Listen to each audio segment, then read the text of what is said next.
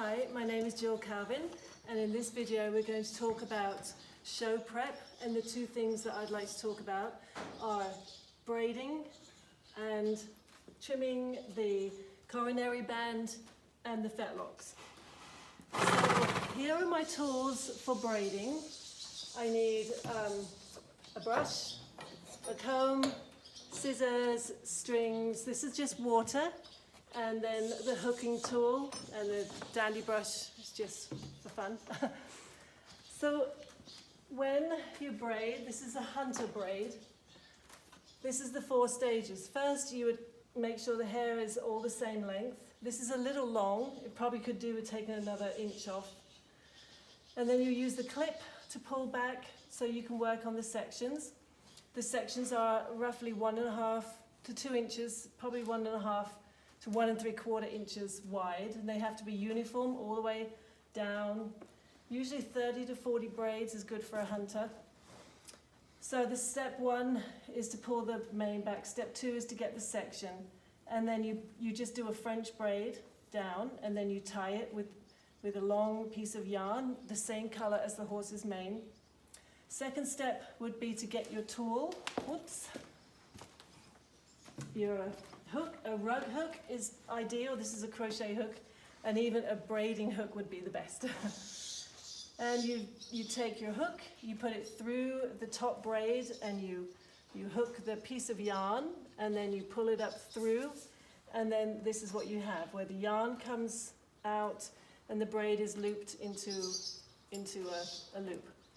The next step would be to bring this yarn under and tie a knot at the top. Then you crisscross it and tie a knot in the middle of the loop. And then it would look like this one. And then the last stage is to just clip off the ends, and then you have a loop. This is a little long. It should be more rounded like that. But it's been a long time since I've done this, and I'm practicing. Yeah, and so that's how you braid. With the forelock, this one you would need to braid tightly. And of course, standing on a stool, good boy. You braid it nice and tight, and then you pull it up underneath itself, and it would just be a small little, like that. And the reason that the hunters braid their manes is because in the good old days when we used to hunt foxes and pheasants for the farmers to protect their livestock, we used to ride across fields with ditches and brambles and branches sticking out. And the reason that the hunters braided the manes was to stop it from getting caught on things and pulling the horses' heads around.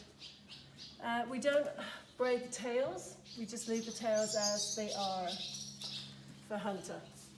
So the next thing I'd like to talk about, this is for show more than for practicality.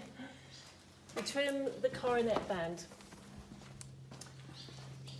So the coronet band, as you can see, is actually really nice on this horse. I haven't trimmed it. But in order to trim it for a show, I use scissors because you can get a really nice straight line on the coronet band. Actually, that's pretty good. So that just gives it a really sharp look. The next thing to cut after you've cut the coronet band, so it's nice and sharp, would be the fetlocks. Now, again, this horse doesn't have very much hair down here, but in order for it to look really sharp for shows, you're going to want to cut this off.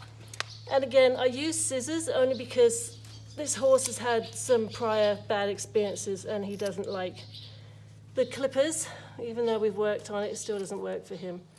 So just cut that, fluff it up a little bit, cut it, good boy. And then if there was any fur in here, I've already cut it earlier this season, but if there was any fur in here, just cut that all nice and sharp. Now this is also for function in here, because in the winter it gets scolds from the mud, and in the summer sometimes the bugs can lay their eggs up in here, and you want to keep it nice and smooth so you can see what's going on in there, you can feel what's going on in there when you pick the horse's hooves. Now that it looks all nice and sleek and clean. And there are two things we do to prep for a show.